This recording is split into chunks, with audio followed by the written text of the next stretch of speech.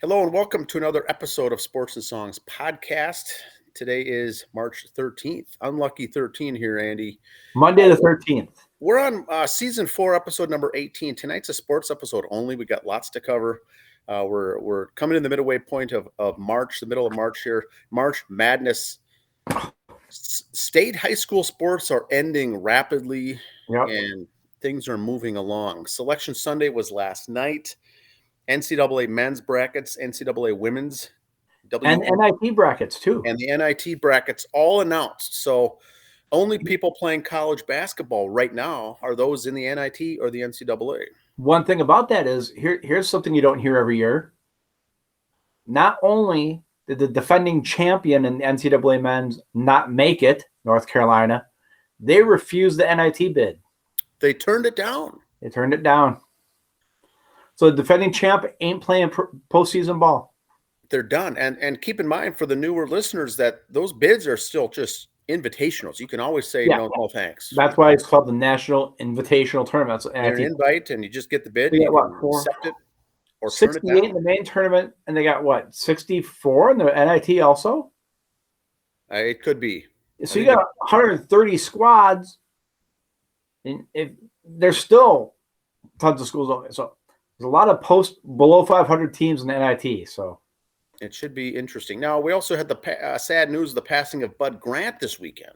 Yeah, I'll touch on that a little bit to start the thing, but yeah, Bud passed away. I was just reading on Facebook before he came on.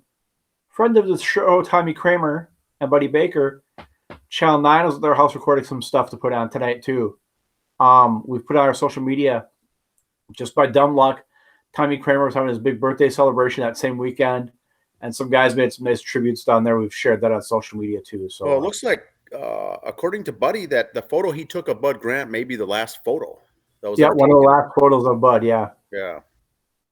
And so that's interesting. I am going to start with a trivia question. Okay. Relating to Mr. Bud Grant. All right. Now, Bud Grant, a professional athlete in basketball, very, very good baseball player. Football, very good football player. Now, he's in the Hall of Fame, Andy, in the NFL and the CFL, the Canadian Football League. Yes, one of few. He took the Minnesota Vikings to 4 Super Bowls in the NFL and then also went 6 times to the Grey Cup. And won 4 of them, I think, or 3? Won 4 for the Winnipeg Blue Bombers, Andy. He went 6 times to the title game, and that's huge. Once again, Canadian Football League. Think of it what you want, but when you get to that title game and you go there and you win it, it's nothing to slouch and nothing to slouch at there. At Blue Bombers Stadium, where the Winnipeg Blue Bombers play, there is a statue of Bud Grant outside, and he's in their Hall of Fame and the NFL Hall of Fame. Now, he took 10 times. He went with professional teams and took them to the championship game. 4 in the NFL, 6 in the Grey Cup of the Canadian. There's only one other person, Andy, who's done that. Do you know who that person is? That's the trivia question for today. What other longtime coach in football took their team or teams to both the NFL Super Bowl or the Grey Cup, as they call it, in the Canadian Football League? There's only one other coach that's crossed over and done both. We'll get to that at the end of the session here, but let's move on with some sports, huh? Yes. We'll be talking about Bud Grant, like I said. Not going to touch on too much stuff. I know, Dan, we republished your episode, if you will. You did last year with Bud. I'm sure everybody's heard a lot of Bud stuff. Let's keep it simple. Like I said, Bud, both NFL, CFL. He has an NBA championship ring with the Lakers. He didn't play a lot, but he's still got a ring. Tremendous. He was one of the original close personal friends of Sid Hartman. Sid was owner of the Lakers at the time and convinced Bud to be there and convinced him to go to the Vikes. But tons of stuff on Bud Grant. Like I said, locally here you see it on the news. So we're not going to repeat all that information. But condolences to him and his family. His boy still coaches at Eden Prairie, I believe. Mike Grant is still there. Mike, yes. Boys hockey. We'll start there. The championship. High school hockey. Okay. Minnetonka Skippers are your champs. Very exciting game Saturday night. I'll see how the tournament broke. There they are celebrating. There they are celebrating. That looks beautiful. They did beat Edina 2-1. And here's the thing about high school sports, and I'd like to have someone on from the high school league. Both these guys were in the Lake Conference, but they were in different sections. So you had two teams from the same conference playing in the state final. Oh, yes. With different sections. How that all works. Interesting tidbit. Yep. We need to have someone explain that to us. So, the third place game, Andover is your third place champion. 5-3 over Cretin-Durham Hall. And consolation, Hill Murray. Remember, back in the day, Hill Murray was always a threat in the championship game back in the day. Always tough. Them and Jefferson and Edina. Yep. Duluth East. There's your Class A champs celebrating.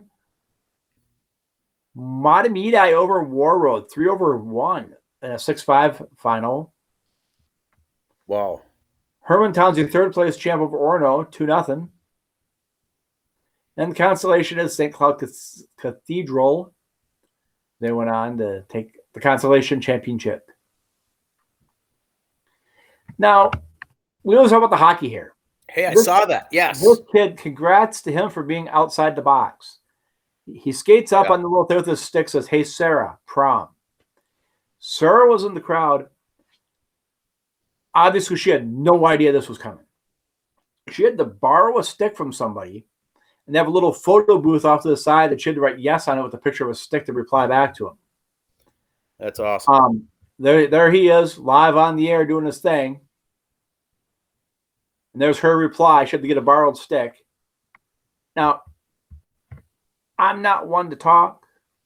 Congrats to the boy for doing this. But his picture is in the dictionary when you say kids who outkicked their coverage. Good going, young man. But yeah. I know. Is this going to be a thing to see coming up? If it is, cool. Are they going to just write "Hi, Mom" on the stick now, or "Hi, Grandma," or something like that? That'd be cool. But this was original. This was great. That's the kind of stuff, Andy, that goes viral. Is the original? Yep. Is just the random stuff. You know, we've seen everyone with the hairstyles, the all-flow team. They skate up and they'll say something into the camera. Here, he just held up the bottom of the stick and asked the girl to prom. Genius. Good job, young man. Very proud of you. World Baseball Classic has begun. If you follow on social media, yes, I was up at 4:00 in the morning watching Pool B games. Well, we figured you would be. I was. It's nice you got up early and opened up the office here. Yes, I did. Let the interns out. Told them the heat's down. You can go home. By the way, Minnetonka won the boys hockey tournament. In case I didn't mention that. Yes, you did. All right, here are some rules. We went over the 4 pools in World Baseball Classic. As you've watched the games, here's some things a little different they have. They have a pitch count, kind of like the Little League World Series in a way. So here's some of the different rules for World Baseball Classic as you watch. Is there a DH? Yes, they have a DH in the World Baseball Classic. Can you do a defensive shift? Yes, you can. Do they have the bigger bases? No. So they're kind of doing old school baseball like last year. Okay. Extra inning rule. They do have the ghost runner, if you will. They do that part. Okay. If a team is leading by 15 or more runs after 5 innings, they can call the game, or 10 or more runs after 7. There was one game today, Korea won. That game was 22-2. I saw that. Yes. Korea got off the schneid, got a win, and did they ever? So, yeah. So if there's a mercy rule. But there is no mercy rule in the knockout round. So these first round, yes. Okay. I know we've talked about it before. Would this be a good thing in Major League Baseball? I don't know. I mean, you kind of think about it somewhat times. If you're in the first pool, the first round here, and say it's early on and you're down 9-1, like the Puerto Rico game yesterday. I almost kind of thought, I hate to say throw the game, but they give up a couple more runs, save your pitchers and just be done with it? It's tough because the tiebreaker rules go into Right, the tiebreaker rules versus your runs given up, and it comes Yep. into play. Yep. And also, like I said, your pitchers go do so many pitches. Is there a restriction on how many pitchers can throw? All right, 65 pitches per game in the first round, 80 in the qualifiers, and 95 in the semifinals and finals. Okay. Last year also be an issue because in major leagues they don't go over 95 hardly. So interesting that it's 65. The guys, it comes up, they're out of that game, fourth, fifth, sixth inning, and it's much quicker. And some of those were in the first, second inning yesterday. Holy cow! Not the 65 pitch count, but just guys are getting bombarded. Okay. Here's some other things. If a pitcher throws 50 or more pitches, at least 4 days must pass before he can pitch again. 30 or more, only a day. And if the pitcher pitches on consecutive days, he needs 1 day off. And I think that's just a rule just to keep other managers and teams griping that you overworked their pitcher. So that's why that's something kind of that they agreed on. It's fair enough. Is there a 3-batter minimum rule in the World Baseball Classic? Barring injury, a pitcher must face at least 3 batters or record the final out of an inning. So yes. But there is no pitch clock. And that's one thing I noticed, especially when I was watching the Pool B games from Tokyo with Japan and Australia and Korea, Czech Republic and China. Those teams, they didn't waste a lot of time in between anyway. That's just the style of game in the KBO and the Japanese league. Well, it's mainly an American thing, right? Getting out and redoing your gloves. Yeah, other teams, it's not a deal for them. No, so. They just go in there and they play the game. And there is instant review, so they have that. And and one thing I want to bring up too is you want to speed up the game. Again, I hate to harp on this, but it started with COVID when we were watching the KBO games and the Japanese games. Not so much the Australian League. I guess that's because their crowds are smaller. But when you watch in Japan and Korea, the crowd's always chanting, always doing something. It's like watching a soccer game from Mexico. Okay. They're always involved. These players, different players have their own songs. The crowd sings for them. There's cheerleaders. There's stuff going on. Not saying America needs to do that, but you pan the crowd at an MLB game, and they're all on their phone. Yeah. So, the game's so boring. How do you know you're on your phone?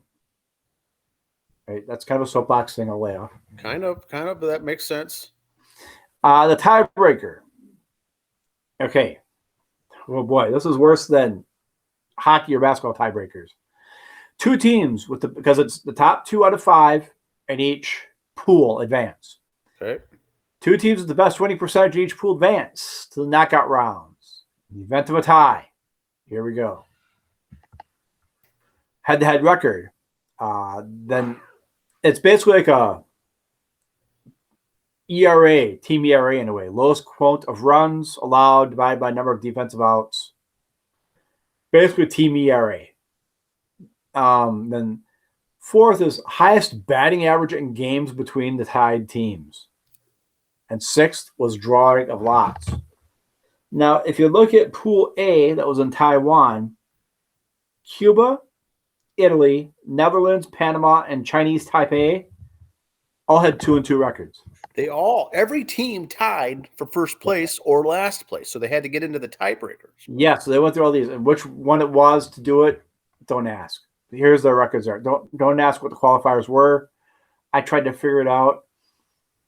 Yeah, I took a bunch of Advil afterwards, and I still couldn't figure it out. So the teams with the asterisks here will advance. Yep. And if you need 2 wins to qualify automatically for next year, or if you're last place, there's different rules in that too. You need to win to qualify for next year. So all these teams will be back. Italy, Mike Piazza, imagine that team. Pool B, now these are all as of this morning. I know games have been played today. These are as of this morning. So Korea is now 2-2 in this, but so Japan and Australia advance, Korea, Czech Republic, and China Pool C. Now, okay, Japan and Taiwan are done because they got to start their next round. Because to come for the finals, they got to come here, and you lose a couple of days, the whole time change and travel and stuff. Okay. So they're going to be a few games ahead of us before we get to it, but we'll be fine. Here's this. Canada 1-0. Colombia, Mexico, U.S., and Great Britain. Great Britain did win today. Okay. God Save the King was played. And one thing, like for Team Japan, I know, is they do the pepper grinder. Every time they get a base hit to kind of rally. You've seen teams do that. Make the pepper grinder hand motions. What Great Britain does, they drink tea. They put the little pinky up and drink tea. Nice. I think that's kind of cool. And there's Pool D, Venezuela, Israel, Puerto Rico, the DR, and Nicaragua. The Minnetonka boys won the hockey tournament. I don't know if I mentioned that yet. Oh, yes. Yes, we did see that. You're late to the show. We covered that. Covered it earlier. Yeah. New York Mets. We're going to talk a little Mets baseball here. Going old school. Tim Larosco, 1 for 2 for the Mets, but he don't wear batting gloves. He goes naked hands up there. Okay. There he is. He's a center fielder. He's in the minors right now. But just like Louis Guillermo of the Mets does not wear the batting gloves. So it's like a brotherhood going on there. I looked up. There's a couple dozen guys in baseball that still don't do batting gloves. Yeah, so it's. I'm seeing that more in amateur town ball baseball too. Yep. These guys are going away from the gloves and just stepping up to the plate with the lumber. Yep, I don't know if they got more pine tar or tape on the bat like Louis has here, but kind of becoming kind of a thing again. That's kind of cool. Sterling Marte got beat in the head the other day. Didn't look too bad of a shot, but they took him out right away. There's no concussion test. See, he's all fine, but he's just going to sit out a little bit, just make sure. Got rung in the bell pretty good right above the ear. But I took him out to be precaution. All is well right now with Mr. Starling Marte. Number 6. John Curtis. Not to be confused with John Curtis from the Waltons. John Curtis. He's doing a good job pitching for the Mets in relief. Keep an eye on him. Cody Senga, the pitcher from the Orient that the Mets spent a lot of money on getting, he's had a little tendonitis on his lower finger. They're having him kind of baby it. Coach Buck said if it was regular season, he'd pitch. But spring training, we're going to take him out. He was going to pitch in the World Baseball Classic, and the Mets opted to keep him out, just get used to the mound and work with the catchers more and everything else. So, but John Curtis has been filling in, picking up some innings, which is helping him out. As you can see, he's struck out 8 batters in the last 4 innings he's pitched. Doing a pretty good job there, getting some relief work. And so Diaz out in the World Baseball Classic, and that he's going to get some innings. Remember that name. And also, if you follow us on social media, Ford, catcher for Great Britain, has been getting a lot of press lately too, kind of like we mentioned a couple weeks ago. A little NASCAR, a little zoom. I was watching it on my phone as I had World Baseball Classic on the TV, so all I got to say is William Byron, this is not a repeat from last week. He won again 2 weeks in a row. Ryan Blaney second, and Tyler Reddick third. So back-to-back for William. Next race, Saturday the 19th in Atlanta. We'll be down there, 260 laps, 400 miles. 3 o'clock Eastern on your Fox Family Network. They say Fox here, but World Baseball Classic and stuff could get it bumped around. A few more notes. There's a whole bunch of college championships coming up. We know you all saw the brackets get released yesterday. We talked about the selections. We're not going to sit here and break it down because if you're into that, you're already sick of hearing about it. Not even 24 hours later. I'm sure ESPN's been going nuts breaking it down. We will follow it over the weekends, the games, don't get me wrong. but don't look for us to break down the brackets. When they get to the Sweet 16s, we probably will for basketball. But now these dates are in here when the championships are, not the whole tournament. Okay. This week, Division I wrestling, March 16th through 18th is going on. The women, early April, along with the men, that weekend, both in Dallas and Houston. So Texas big for the Final Four for basketball this year. The NIT, end of March, their championships. Division II women's basketball, April 1st, again in Dallas, Texas. The men's Division II basketball is going to be in Evansville, Indiana. Late March, there, 21st and 25th. Ice hockey in Tampa, Florida. Yes. That's not a misprint. That's right. That's going to be second week in April. The women's hockey is coming up here this weekend for their national championship, the Frozen Four up in Duluth. We go on. Minnesota State High School League, we got boys and girls basketball coming up the next couple of weeks. So you'll see a lot of little special shows from us the next 4 weeks, highlighting stuff, commenting on stuff, showing it on social media. So be patient with us. Felton Spencer, former Minnesota Timberwolf, passed away this week.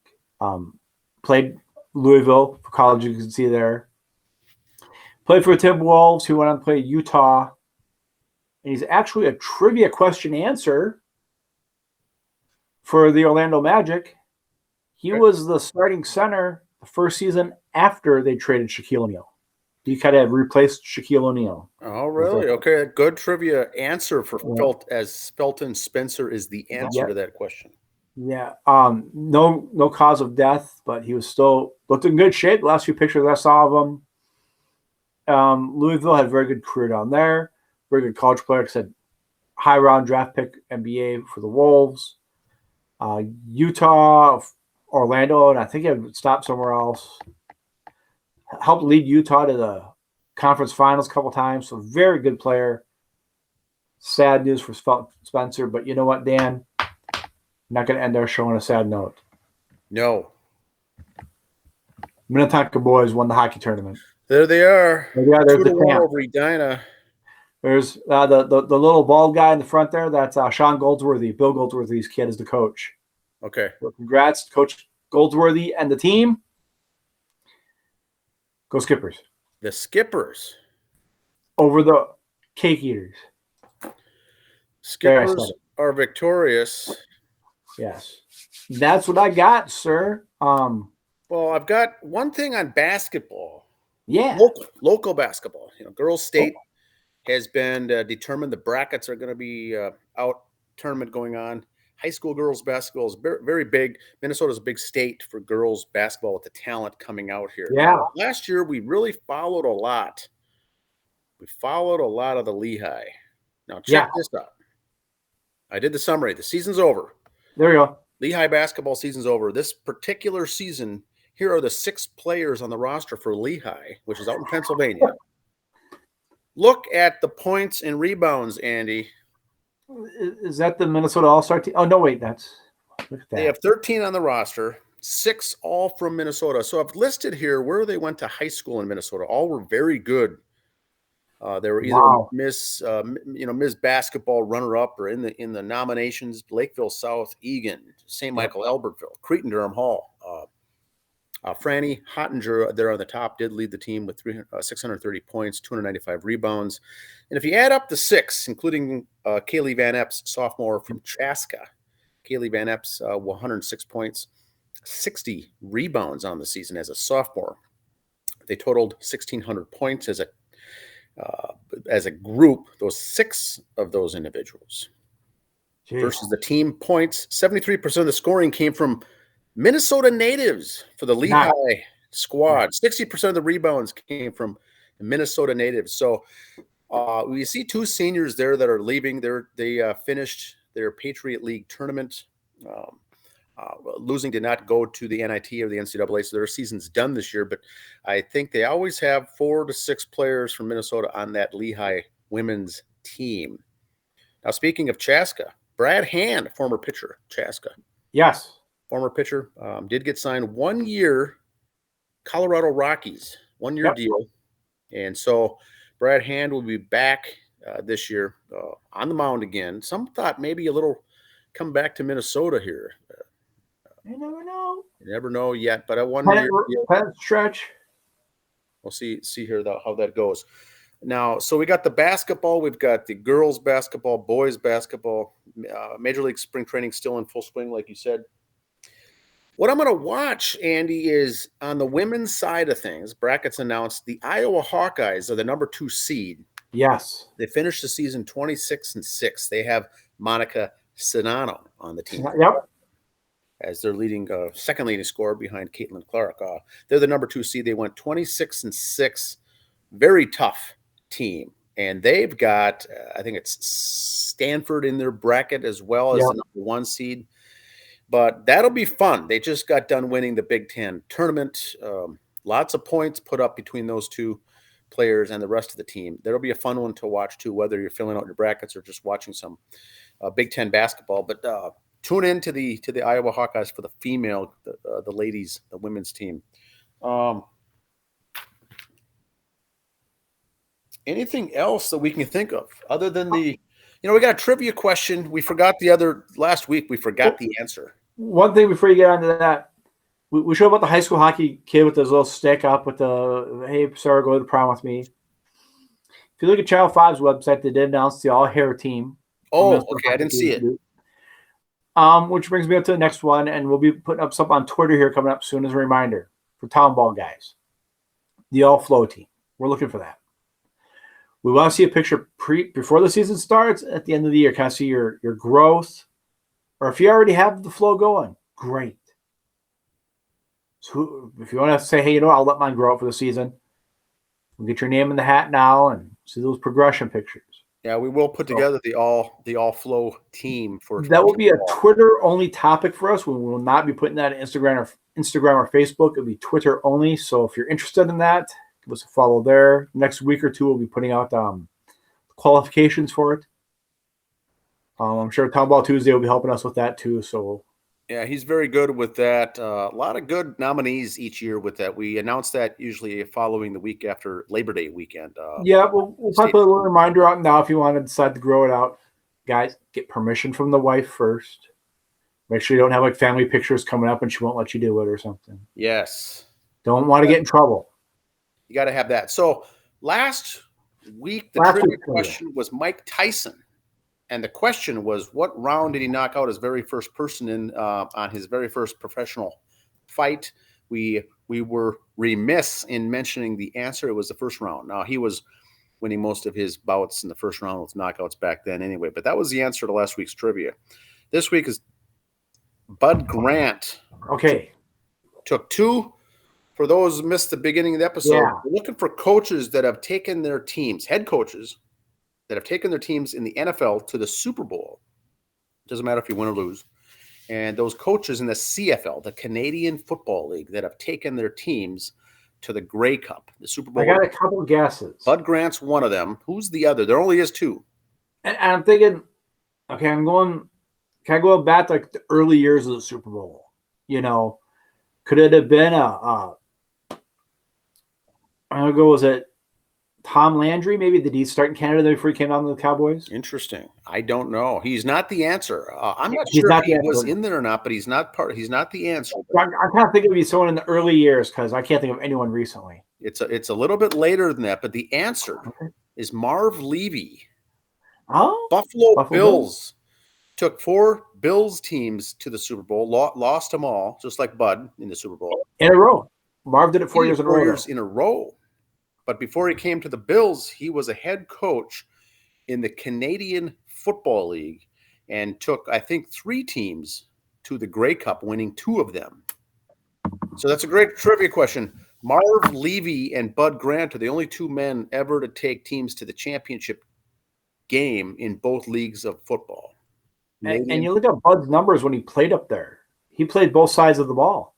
Yeah. They said 1 year it was a kept stat, but they said he probably led the league in sacks. So what does he do the next year? Becomes a receiver and leads the league in receiving. Yes. The bonus episode that I did back in 2021. We put that out there. But if you listen to it and look at some of the stats in basketball, look at some of the stats in baseball, tremendous. Yeah. And then look at the stats of him as a player in football, not a coach, a player. Yeah. Unbelievable numbers that guy had. And he only played like a handful of years in Canadian football, went straight into coaching after that. It's not like he had this lull of 6-7 years after a player. He was a very young. And he didn't start like as the special teams coach. He went straight to head coach. He didn't work his way up. No. Very smart man. That's what the coach said. He goes, the owner said, if he could go from defensive lead and offensive lead, he could be a head coach. Yes. He gets both sides. And what was he, 95? Yeah, he was a great man. He will be missed. Bud Grant, lots of stuff out there. If you do a Twitter search on Twitter and just put in the keyword, there's a lot of people with doing stats and summaries of his background and things like that. There's a lot of stuff out there that contains his history as a player, as a coach, as a human, as a person, as a hunter, all the things that he's done over the years with his families and whatnot. And if you're watching this in the future dates, because you're not watching it like, say, tonight it was recorded. Today is Monday, March 13th. Look back to Channel 9's past episodes for a while, because they're going to have a special interview with Tommy Kramer and Buddy about Bud Grant. So check that out. Yeah, good stuff. Good stuff. That's all I've got here for this week. Have a good week, everyone. We'll be March Madness full time here. Watch a lot of basketball here coming up. Speaking of March Madness, tomorrow night, special high school wrestling episode. Special interview. We're looking forward to doing tomorrow night on high school wrestling locally here. We've got an interview planned. We'll be airing that on Tuesday night, recapping the season. But have a good week, everyone.